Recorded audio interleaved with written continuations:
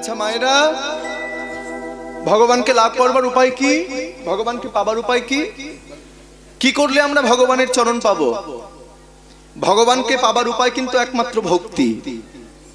ভক্তি ছাড়া ভগবানকে কোনোদিন পাওয়া যাবে না। ভক্তি যার ভগবান তার। সর্বশাস্ত্রে কয় ভক্তি বিনা কৃষ্ণ কভু নাহি প্রেমোদয়। তাহলে ভক্তি কোথায় থাকে? ভক্তি কিন্তু মুদিখানার দোকানে কিনতে পাওয়া যায় না। ভক্তিটাকে অর্জন করে নিতে হয়। যেখানে বসে আছেন এখানেই কিন্তু ভক্তি আছে, কিন্তু আমরা দেখতে পাবো না। তাহলে ভক্তি কোথায় থাকে আপনাদের বুঝিয়ে দিই। আপনারা তরকারি রান্না করেছেন, সেই তরকারির মধ্যে সরষের তেল, জিরে, আদা, গরম মশলা, পাঁচফোড়ন সব দিয়েছেন, কিন্তু বাবা আপনি যদি সেই তরকারির মধ্যে লবণ না দিয়ে থাকেন তাহলে সেই তরকারি কিন্তু খাওয়া যায় না। ভক্তির জন্ম কোথা থেকে? ভজ ধাতু থেকে ভক্তির জন্ম হয়েছে। ভক্তি মানে কি?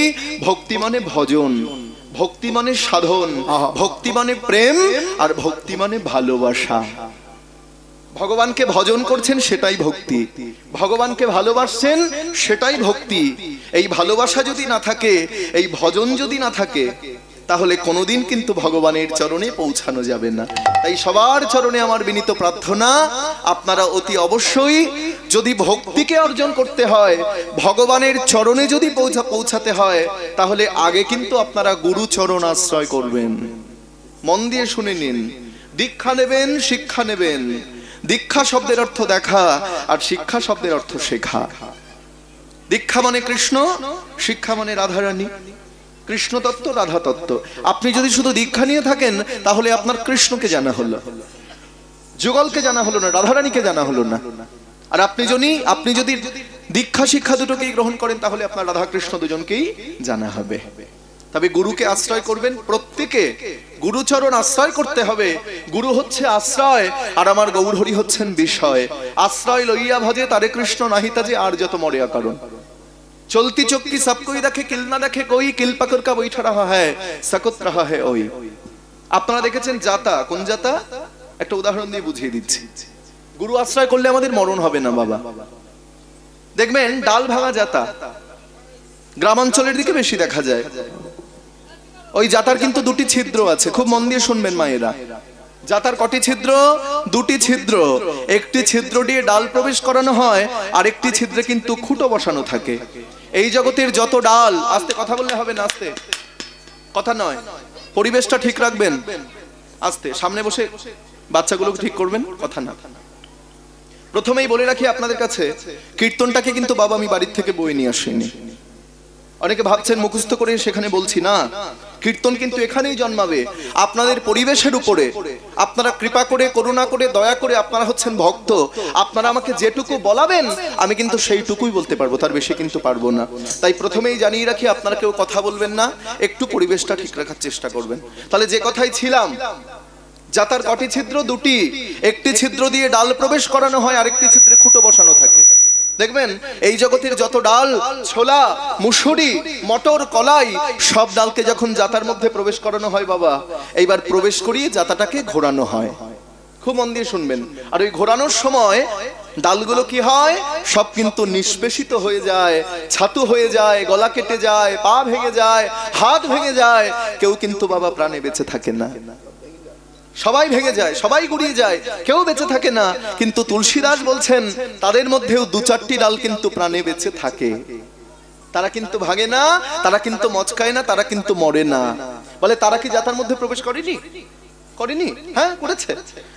সবার মতো তারাও তো জাতায় ঢুকেছে, তবে তারা মরল না কেন? তারা বেঁচে আছে কি করে? বলছে সবাই যখন মরে যাচ্ছে, সবার যখন গলা কেটে যাচ্ছে, পা ভেঙে যাচ্ছে, হাত ভেঙে যাচ্ছে, আর সকলের মরণকে দর্শন করে যারা এখনো প্রাণে বেঁচে রয়েছে তারা আশ্রয় নিল ওই খুঁটোর গোড়ায়।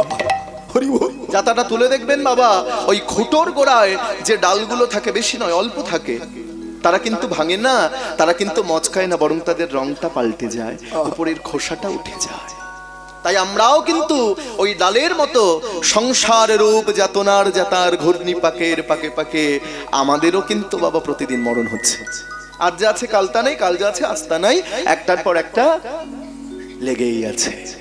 তাই আমরাও যদি ওই ডালের মতো গুরুরূপী চরণ খুঁটো আশ্রয় করতে পারতাম, তাহলে বাবা আমাদেরও কিন্তু মরণ হতো না। তাই আমার আপনাদের চরণে নিবেদন, আপনারা অতি অবশ্যই গুরুকে আশ্রয় করবেন। মাতা গুরু, পিতা গুরু, দীক্ষা গুরু, ভাই শিক্ষা গুরু, তার উপরে জানিবেন সবাই। গুরু যদি কৃপা করে কোনো ভাগ্যবানে, কৃষ্ণ অন্তর্যামী রূপে পথ দেখায় আপনে। গুরুরুষ্ট হলে কৃষ্ণ রাখিবারে নারে, কিন্তু কৃষ্ণরুষ্ট হলে গুরু রাখিবারে পারে। যথা হয় গুরু নিন্দা তথা না যাইবে, গুরু নিন্দুকের মুখ তোমরা কভু না দেখিবে। গুরুকে নিন্দিয়া যে বা গঙ্গা স্নানে যায়, পতিত পাবনী গঙ্গা ফিরে নাহি চায়। গুরু গুরু গুরু গুরু গুরু গুরু রক্ষমাম, গুরু গুরু গুরু গুরু গুরু গুরু প্রাহিমাম। তবে একটি কথা মনে রাখতে হবে, আমাদের আসল গুরুকে, মায়েরা, আমাদের আসল গুরু হচ্ছেন পিতা মাতা।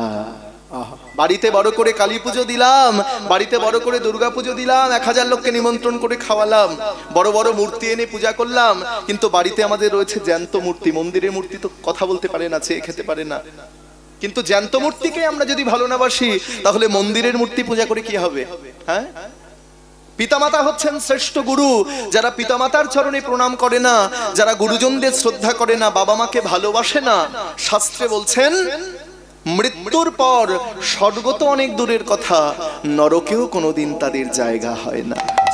তাই বাবা মায়ের চরণে প্রণাম করতে হবে। মায়ের এক ফোঁটা দুধের ঋণ শোধাবে না কোনোদিন, জন্ম জন্মান্তরে করিলে সাধনা। কিন্তু আমরা কি বাবা মায়ের চরণে প্রণাম করি? বাবা, ছোট্ট করে বলি, আমরা বাবা মায়ের পায়ে হাত দিয়ে প্রণাম করি না, গুরুজনদের শ্রদ্ধা করি না, গুরুজনদের গায়ে পা লাগলে কি বলি? সরি, সরি বলি। তাই নিবেদন করব, সন্তানদের যেন সাহেব তৈরি করবেন না, ওই সরি বলানো শেখাবেন না, সরি বলা শেখাবেন না। ওদের শিক্ষিত করুন, কিন্তু ওদেরকে সেই শিক্ষায় শিক্ষিত করুন। যখন বই পড়াবেন, শুধু বই পড়ালে হবে না, এগুলো পড়াতে হবে কতে কৃষ্ণ, রতে রাধা, গতে গৌর, জন্তান্নয় নিতাই। আর কালকে যখন ওরা স্কুলে যাবে, আমি নিবেদন করব আপনারা অনেকগুলো বইয়ের সঙ্গে একটা ছোট্ট গীতা ওর মধ্যে রেখে দেবেন, ব্যাগের মধ্যে। কারণ গীতা যারা পড়তে পারে না, আমি বলবো পড়বার কোনো দরকার নাই, সঙ্গে থাক। গীতার সঙ্গে থাকলে ভগবান সঙ্গে থাকবে। কারণ গীতায় যেগুলো লেখা আছে, ওটা আপনার আমার মুখের কথা নয় বাবা, ওটা ভগবান শ্রীকৃষ্ণের মুখ নিঃসৃত বাণী। কেন জানেন? বলি, মহাভারতের যুদ্ধ হয়েছিল কতদিন? 18 দিন। গীতার অধ্যায় কটি? 18টি। প্রতিদিন এক অধ্যায়ের জন্ম। 700 শ্লোক আছে গীতার মধ্যে। মহাত্মা গান্ধী বলেছিল, আমার কথা নয়, মহাত্মা গান্ধী বলেছিলেন যে পৃথিবীর সমস্ত প্রশ্নের উত্তর যদি কোনো গ্রন্থ দিতে পারে মা, সেটি হচ্ছে একমাত্র শ্রীমদ্ ভাগবত গীতা। তাই সন্তানদের যেন সাহেব তৈরি করবেন না, শিক্ষা দেবেন ছোট থেকে। আজকে আমাকে দিয়েই বলবো, আমার বাবা মা এখানে দুজনেই বসে আছেন, আমি যেখানেই কীর্তন করতে যাই, আমার বাবা মা আমার সঙ্গে চলে যায়। কালকে আমি ফিরেছি আসাম থেকে, আসামে কীর্তন ছিল, সেখানে আমার বাবা মা গিয়েছিলেন। আজকে আমার বাবা মা যদি আমাকে এই পথে না নিয়ে আসতো বাবা, তাহলে কিন্তু এখানে দাঁড়িয়ে আমি কীর্তন পরিবেশন করতে পারতাম না। তা যাই হোক, সে কথায় যাব না। যেটা বলার ছিল, আপনাদের কাছে নিবেদন, আপনারা ছোটবেলা থেকে সন্তানদের শিক্ষা দেবেন, ওদের নামগুলো একটু ঠাকুরের নামে নাম রাখবেন, ঠিক আছে? নিতাই গৌর হরি বল। এবং আরেকটি কথা বলে দিই মা, এখন আমরা বাবাকে বাবা বলি না, মাকে মা বলি না, বাবাকে কি বলি? ড্যাড বলি, dad dad dad dad dad. মাকে কি বলি? মাকে বলি মম, অনেকে বলে মাম্মি। আমার ভয় হয় কি জানেন, ওই মাম্মি বলতে গিয়ে মামিনা বলে ফেলে। হাসবেন না, নিতাই গৌর হরি বল। মাকে বলি মম, ওই মম মম বলতে বলতে কোনোদিন বোম বোম না হয়ে যায়। তো এইগুলো শিক্ষা দিলে হবে না। বাবা মারা গেছে, ছেলে বিদেশে চাকরি করে, একেবারে প্লেন থেকে নেমেছে, ব্লেজার পরা, কোট পরা, শু পরা, প্লেন থেকে নেমে বাবার কাছে গিয়ে বলছে, ড্যাড তুমি কোথায় গেলে? এখনকার মায়েদের একটা ধারণা হয়েছে যে ছেলে মেয়েকে যদি ইংলিশ মিডিয়াম স্কুলে না ভর্তি করে দিই, তাহলে আমার ছেলে মনে হয় মানুষ হবে না। তাহলে বলুন তো মা, বিদ্যাসাগর সে কি ইংলিশ মিডিয়াম স্কুলে পড়ে বিদ্যাসাগর হয়েছে? আজকে আমাদের বাংলার মাটিতে মহাপ্রভু চৈতন্যদেব এসেছেন, আমাদের বাংলার মাটিতে বিদ্যাসাগর এসেছেন, স্বামী বিবেকানন্দ এসেছেন, তারপরে বিশ্বকবি রবীন্দ্রনাথ ঠাকুর এসেছেন, কত মহর্ষি মনীষী তারা আমাদের এই বাংলার মাটিতে জন্মগ্রহণ করেছেন। আমাদের মতো ভাগ্যবান আর এই পৃথিবীতে কেউ আছে? আজকে আমরা কত ভাগ্যবান দেখুন। আমরা যেমন বাঙালি, আমাদের কলিযুগের ভগবান মহাপ্রভু কিন্তু বাঙালি। আমরা যেমন বাংলায় কথা বলি বাবা, আমাদের মহাপ্রভু কিন্তু বাংলায় কথা বলে গিয়েছেন। এটা আমাদের পরম সৌভাগ্য। তাই আমরা বাঙালি জাতি একটু বাঙালি হবার চেষ্টা করতে হবে। ওই বাঙালি হয়ে বিদেশি হয়ে যাবেন না, সাহেব হয়ে যাবেন না, একটু বাঙালি হবার চেষ্টা করুন। সকালবেলা আমরা এখন ব্রেকফাস্ট কি দিয়ে করি কিছু মনে নেবেন না, বলতেই হয়। সকালবেলা ব্রেকফাস্ট করি আমরা গরম গরম কফি, একটু বাটার টোস্ট আর সুগার ফ্রি বিস্কুট। কেন? বাঙালি হয়েছেন, একটু মুড়ি, একটু বাতাসা খান, একটু লিকার চা আদা দিয়ে খান, একটু বাঙালি হন। আজকে যে কীর্তন শোনার জন্য আপনারা এসেছেন, এটা মহাপ্রভুর দেওয়া। মহাপ্রভু বাঙালি ছিলেন আর আমরাও বাঙালি। তাই যখন কীর্তনে আসরে বসেছি আমরা সবাই মিলে বলবো, বলি দেখি সবাই, সবাই বলতে হবে। যারা শালের মধ্যে একবার হাত গুটিয়ে বসে আছেন তাদেরকে বলতে হবে, আপনাদের শাল গায়, আমার হচ্ছে আল গায়। একবার দুহাত তুলে বলতে হবে, বলুন বলুন জয় নিতাই, জয় নিতাই। হচ্ছে না আরো জোরে, জয় নিতাই, জয় নিতাই। বাহ বাহ বাহ। এইবার বলুন বলুন জয় গৌর, জয় গৌর। আর একটু জোর হবে না? জয় গৌর। জয় গৌর। যখন বৃন্দাবন যাবেন কি বলবেন? এই তো ভালো জানে মায়েরা, রাধে রাধে, জোরে রাধে রাধে। দেখুন যতটুকু বলবেন আপনাদেরই থাকবে, আমি কিন্তু কিছু গাড়িতে করে নিয়ে যাব না, আপনাদেরই থাকবে। সেই জন্য বলি জোরে বলুন, এই আওয়াজটা যেন স্বয়ং রাধারানীর কাছে গিয়ে পৌঁছে যায়। রাধে রাধে, রাধে রাধে। আর যখন পুরীধাম যাবেন কি বলবেন? ধাই কিড়ি কিড়ি। জয় জগন্নাথ। বাবা বলছে আরেকটা কথা বলি, ধাই কিরি কিরি, তাই তো? তা মহাপ্রভু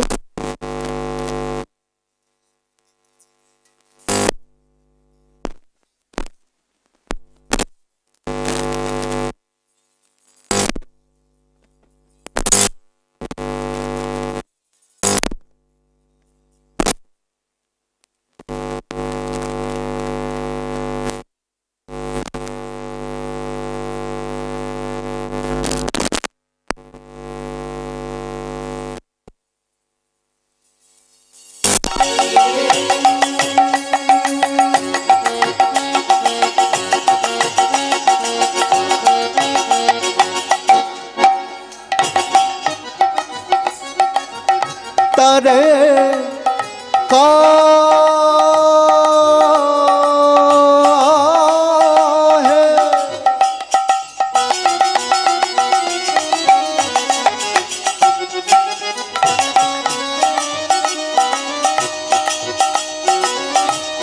হরি বল। দন্তে তৃণ ধরি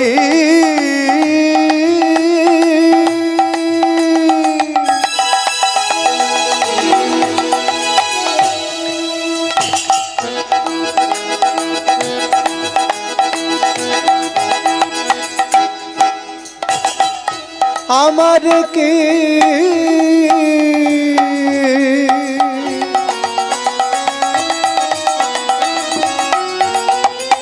কিনিয়া লহো।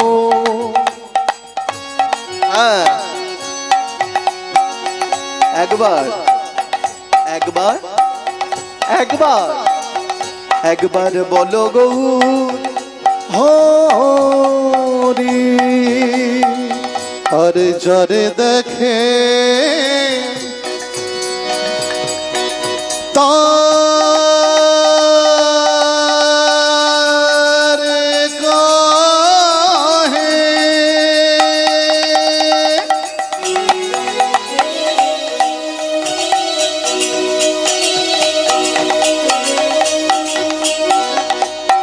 দন্তে তিন ধরি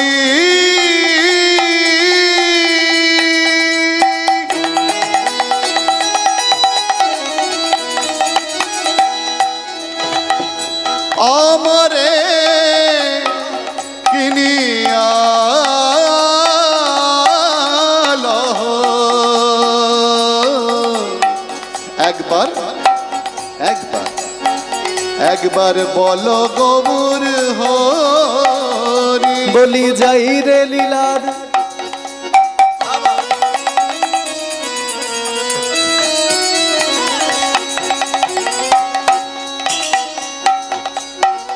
জয় রে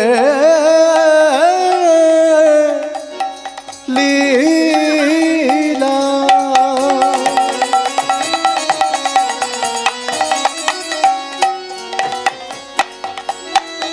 বলি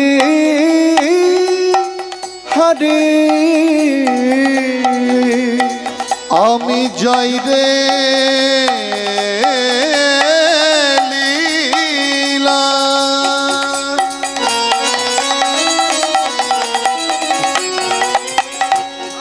যাই রে লীলার বলি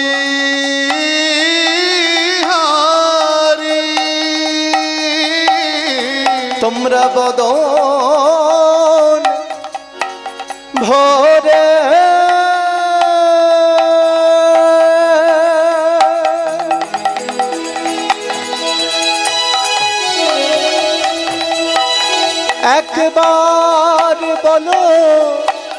একবার বলো গৌর হরি বলি জয় রে লীলা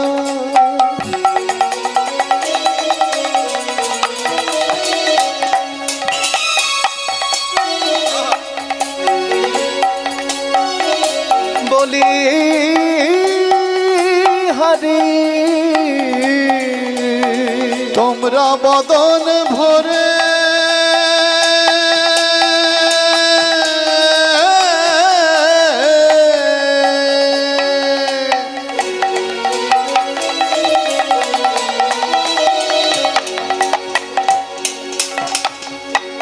একবার বল গৌর বলি হরি হরি হরি হরি বদন ভরে বল গৌর হরি হরি হরি হরি একবার বদন ভরে বল গৌর হরি হরি হরি হরি হরি হরি বদন ভরে বল গৌর হরি হরি হরি হরি হরি বদন ভরে বল হরি হরি জয় রে লীলার বলি হরি আমার কি নিয়ালহ বল গৌর হরি একবার আমার কি নিয়ালহ বল গৌর হরি যারে দেখে তারে কহে দন্তে তৃণধরি আমারে কিনিয়া লহ বলো গৌর হরি। তৃণ মানে কি? তৃণ মানে ঘাস, তাই তো মা? মহাপ্রভু তার শ্রীমুখে বলে গিয়েছেন, আমার বানানো কথা নয়। মহাপ্রভু শ্রীমুখের কথা, তৃণাদপি শুনিছেন তরুরিব সহিষ্ণু না অমানেন মানদেন কীর্তনীয় সদাহরি। আমি বাংলা করে বুঝিয়ে দিচ্ছি আপনাদের। বলছেন তৃণাদপি শুনিছেন, তৃণ মানে ঘাস, ঘাসকে আপনি মারিয়ে চলে যাচ্ছেন, ঘাস কোনো প্রতিবাদ করবে? ঘাস কিন্তু আবার মাথা তুলে দাঁড়িয়ে যাবে। তেমনি ঘাসের মতো হতে হবে। যদি হতে চাও উঁচু, তাহলে আগে হও নিচু। সেই জন্য মহাপ্রভু বলছেন তৃণাদপি শুনিছেন, ওই ঘাসের মতো নিচে নামতে হবে। এইবার বলছেন তরুরিব সহিষ্ণু না। তরু মানে গাছ। একটি গাছ যেমন এক জায়গায় দাঁড়িয়ে রোদ ঝড় বৃষ্টি বজ্রপাত সহ্য করে, এমনকি সেই গাছকে কাটলেও সে কোনো প্রতিবাদ করে না বাবা। তেমনি গাছের মতো সহ্য ক্ষমতা থাকতে হবে। মহাপ্রভু বলছেন কলিযুগের মানুষের কি করণীয়? গাছের মতো সহ্য ক্ষমতা থাকতে হবে ভক্ত হতে গেলে। এইবার বলছেন অমানেন মানদেন। অমানন মানে যারা কোনোদিন মান পায় না তাদেরকে মান দিতে হবে, যারা সম্মান পায় না তাদেরকে সম্মান জানাতে হবে। একটা মুচিকে পর্যন্ত সম্মান দিতে হবে। যারা কোনোদিন সম্মান পাওয়ার যোগ্য নয় তাদেরকে শ্রেষ্ঠ আসনে বসাতে হবে। বাবা মাকে শ্রদ্ধা করতে হবে, গুরুজনদের প্রণাম করতে হবে, ভালোবাসতে হবে। হ্যাঁ, তবেই মানুষের মতো মানুষ হওয়া যাবে। তাই বলছেন অমানেন মানদেন। এইবার সকলের শেষে বলেছেন কীর্তনীয় সদাহরি। অনেকে ভুল করে বলে কীর্তনিয়া, না, কীর্তনীয়। কীর্তনীয় মানে কি বাবা? কীর্তনীয় মানে আমাদের কীর্তিকলাপ। একটি মানুষের কীর্তিকলাপ, তার চরিত্র, তার চলাফেরা কেমন হওয়া উচিত? সকলের শেষে বলেছেন সদা হরি, সদা হরির মতো। ভক্তের লক্ষণ কি? ভক্তকে, আসল ভক্ত কে জানেন? খুব সুন্দর পরিবেশ এখানে। আসল ভক্ত হচ্ছেন যার মধ্যে 4টি গ আছে বাবা। 4টি গ কি? খুব মন দিয়ে শুনতে হবে।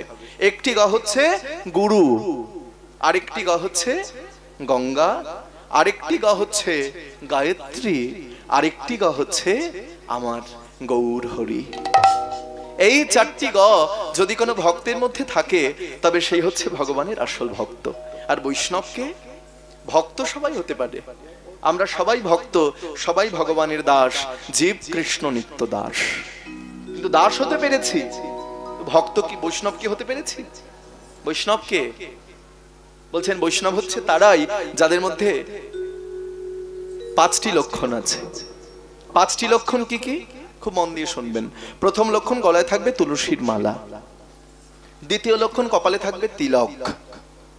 3 নম্বর লক্ষণ, তার পরনে থাকবে ধুতি কিংবা ডোর কৌপিন। 4 নম্বর লক্ষণ মানে চতুর্থ লক্ষণ, তার মাথায় থাকবে শিখা বা চৈতন্য। খবরদার ভুল করে বলবেন না টিক্কি। আমি দেখেছি অনেকে বলে টিক্কি, না, অপরাধ, অপরাধ হয়ে যাবে। কি বলবেন? শিখা বা চৈতন্য। আর পঞ্চম লক্ষণ কি? 5 নম্বর লক্ষণ, তার বদনে থাকবে সদাই হরিনাম। সুখে থাকো, দুঃখে থাকো, গৃহে থাকো, বনে থাকো, একবার শুধু হা গৌরাঙ্গ বলি রাখো। ভগবানের চরণে নিজেকে সঁপে দিতে হবে, নিজেকে আত্মসমর্পণ করে দিতে হবে। ভগবান, তুমি তো ভগবান। আমি অন্যায় করব আর তুমি ক্ষমা করবে, আমি অপরাধ করব, তুমি মার্জনা করবে। আমি তোমার ভজন জানি না, তোমার সাধন জানি না, তোমাকে তো ভালোবাসতেও জানি না। তোমাকে যে পুজো দেব, সেই পুজো দেওয়ার মতো মন্ত্রতন্ত্র তো শিখিনি। তাই আজ হতে আমি তোমার হলাম, আর আজ হতে তুমি আমার হলে। মম জীবন যৌবন, অনুভব করুন, মম অখিল ভুবন, তুমি ভরিবে সৌরভে নিষেধিনী সম, তুমি রবে নীরবে হৃদয়ে মম, তুমি রবে নীরবে